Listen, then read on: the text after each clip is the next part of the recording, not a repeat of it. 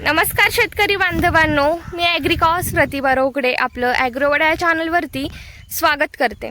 तर शेतकरी बांधवांनो, आजच्या व्हिडिओच्या माध्यमातून आपण बघणार आहोत की एप्रिल आणि मे महिन्यामध्ये कोणत्या पिकांची लागवड केली पाहिजे की जेणेकरून पुढचे 1 ते 1.5 महिन्यामध्ये आपल्याला चांगले बाजारभाव मिळतील त्या पिकांना। तर चला आपण जाणून घेऊयात की ते नेमके कोणते पिके आहेत, कारण कोणतंही पीक करायचं म्हणलं ना की त्याला भांडवल अगोदर खूप जास्त घालावं लागतं आणि पुढे जाऊन काय होईल की नाही हेही माहीत नसतं। तर शेतकऱ्यांना हे खूप मोठी हिंमत करून सगळे पिके लावावं लागतात की बाबा जे होईल ते होईल। तरीही शेतकरी एवढा सारा खर्च करतात आणि पिकांची लागवड करत असतात। तर आता आपण बघणार आहोत की कोणत्या पिकांना जवळपास म्हणजे आपण बघितलं ना तर 12ही महिने बाजारभाव असतो। तर असे मी तुम्हाला काही पिके सांगणार आहे। तर त्यासाठी तुम्ही आपला व्हिडिओ शेवटपर्यंत व्यवस्थित बघा की जेणेकरून तुम्हाला सविस्तर माहिती होईल। त्याचबरोबर जर तुमचे इतर पिकांबद्दल काही प्रश्न असतील तर तेही तुम्ही मला कमेंटद्वारे विचारू शकता। नक्कीच यावरती मी तुम्हाला रिप्लाय करेन। आणि हो, आपला व्हिडिओ तुम्ही कोणत्या जिल्ह्यामधून बघत आहे तेही मला कमेंटमध्ये सांगा की जेणेकरून मला समजेल की तुमच्या जिल्ह्यामध्ये कोणते पिके घेतले जातात। त्यानुसार माहितीचे व्हिडिओ मला वेळोवेळी पोहोचवता येतील, कारण समजतं ना की बाबा आपले शेतकरी कुठून व्हिडिओ बघत आहे। तर त्यासाठी तुम्ही मला तुमचा जिल्हा नक्की कमेंटमध्ये सांगा। त्याचबरोबर जर तुम्ही अजूनही आपला चॅनल जर सबस्क्राईब नसेल केला तर नक्की करून घ्या की जेणेकरून या पुढचे येणारे जेही नवनवीन व्हिडिओज आहेत हे तुम्हाला वेळेत बघायला मिळेल। तर शेतकरी बांधवांनो, एप्रिल मे मध्ये लागवड करण्यासाठी आपलं पहिलं पीक म्हणजे मिरची। तर मिरचीला तुम्ही आता बघत असाल उन्हाळ्यामध्ये 30 ते 40 रुपये पावशेर मिरची आपल्याला लोकल मार्केटमध्ये बघायला मिळते। आणि मार्केटला जर आपण मिरचीचे बाजारभाव जर बघितले तर 140 ते 150 रुपयाच्या दरम्यान आपल्याला मिरचीचे बाजारभाव हे बघायला मिळत असतात।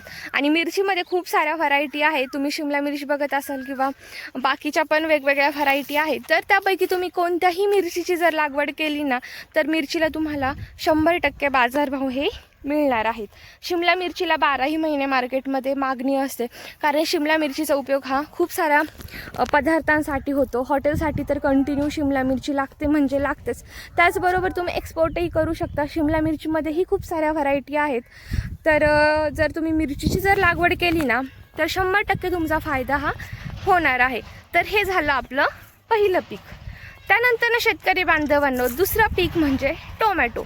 तर आता एप्रिल आणि मे मध्ये आणि याआधी भरपूर शेतकऱ्यांनी मार्चमध्येही भरपूर शेतकऱ्यांनी लागवड केलेली आहे। तर टोमॅटोची जर तुम्ही लागवड केली ना तर चांगल्या प्रकारे तुम्हाला जून जुलैला बाजारभाव हे मिळणार आहेत। कारण काय होतं ना की पावसाळ्याच्या तोंडावरती सगळ्याच भाज्या खूप जास्त महाग होतात आणि टोमॅटोचं हे जे पीक आहे ना हे बऱ्याच दिवस चालणारं पीक आहे।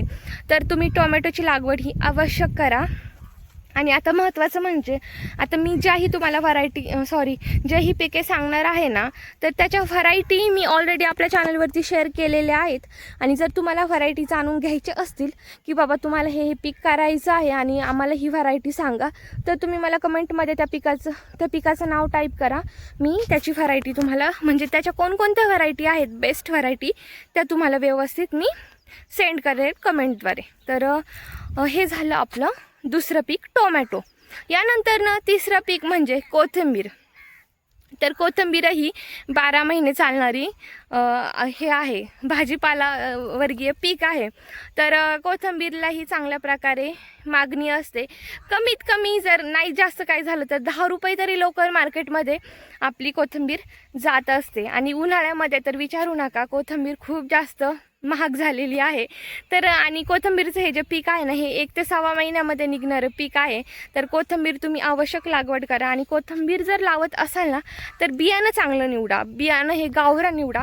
कारण काय होतं ना की हायब्रिड ज्या व्हरायटी आहेत ना त्यांना वास नसतो आणि लोक जास्त घेणं ते पसंत करत नाहीत। त्यामुळे तुम्ही जास्तीत जास्त आपलं गावरान बियाणं निवडा। तर हे झालं आपलं तिसरं पीक। यानंतरचं चौथं पीक म्हणजे गवार। तर गवारीलाही मार्केटमध्ये चांगल्या प्रकारे मागणी आहे। त्यामध्येही एक हायब्रिड व्हरायटी आहे जी लांब शेंगा असते, तर त्यालाही चांगल्या प्रकारे मागणी आहे मार्केटमध्ये। आणि जी दुसरी शेंगा आहे ती गावरान ज्या छोट्या छोट्या शेंगा असतात तर त्यालाही चांगल्या प्रकारे मागणी असते।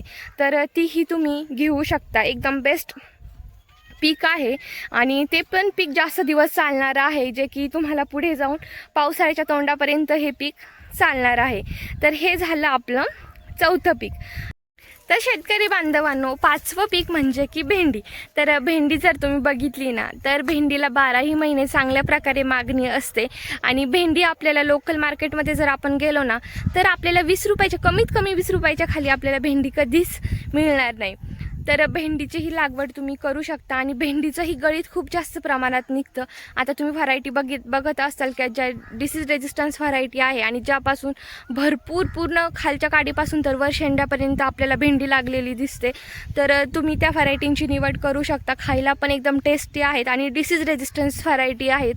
तर तुम्ही भेंडीची ही लागवड करू शकता. आणि त्यातल्या त्यात आणखी एक 6वं पीक सांगून देते की मेथीचा तुम्ही नक्की प्लॅन करा. कारण मेथीचं हे जे पीक आहे ना, एकतर झालं तर खूप चांगल्या प्रकारे पैसे होतात आणि नाही झालं तर निदान आपला खर्च तरी निघतो, असं असतं. पण एक तुम्ही हिंमत म्हणून आता उन्हाळ्यामध्ये हे करू शकता. कारण काय होतं ना की मेथी पण खूप चांगलं चालणारं पीक आहे. मेथीची तुम्ही लागवड नक्की करा. कारण 6 महिन्यामध्ये निघून जातं. 4 ते 5 पाणी लागतात. जर तुमच्याकडे पाण्याची टंचाई असेल आणि जर तुम्ही टोमॅटोसारखे पिकं घेऊ शकत नाही, जास्त दिवस चालणारे पिकं घेऊ शकत नाहीत, तर तुम्ही मेथी या पिकाची नक्की लागवड करा. कारण मेथीपासून नाही काही तर थोडंफार तरी आपल्याला चांगल्या प्रकारे प्रॉफिट होणार आहे. आणि संपूर्ण जर मेथी नसेल ना लावायची, तर तुम्ही अर्धी मेथी लावा आणि अर्धी कोथिंबीर लावा. नाही एका पिकाची झाली तर दुसऱ्या पिकाचे 100% पैसे हे होणार आहेत. तर कशी वाटली तुम्हाला आजची माहिती नक्की कमेंटमध्ये सांगा. आणि जर ह्या पिकांची तुम्हाला व्हरायटी पाहिजे असेल ना, तर मला तुम्ही खाली पीक म्हणून टाईप करा की तुम्हाला कोणत्या पिकाची लागवड करायची आहे. त्याबद्दलची तुम्हाला डिटेल्समध्ये माहिती मी शेअर करेल. तर चला, इतर पिकांबद्दल जर काही माहिती असेल, काही प्रश्न असतील तर ते मला कमेंटमध्ये सांगा. आणि कसं वाटलं तुम्हाला आजचा व्हिडिओ नक्की मला कमेंटमध्ये सांगा. आणि आपला व्हिडिओ लाईक करायला अजिबातही विसरू नका. आपला चॅनल नक्की सबस्क्राईब करून घ्या, जेणेकरून असेच नवनवीन जे येणारे व्हिडिओज आहेत हे तुम्हाला वेळेत बघायला मिळतील. तर चला, भेटूयात अशाच एका नवीन माहितीपूर्वक व्हिडिओ.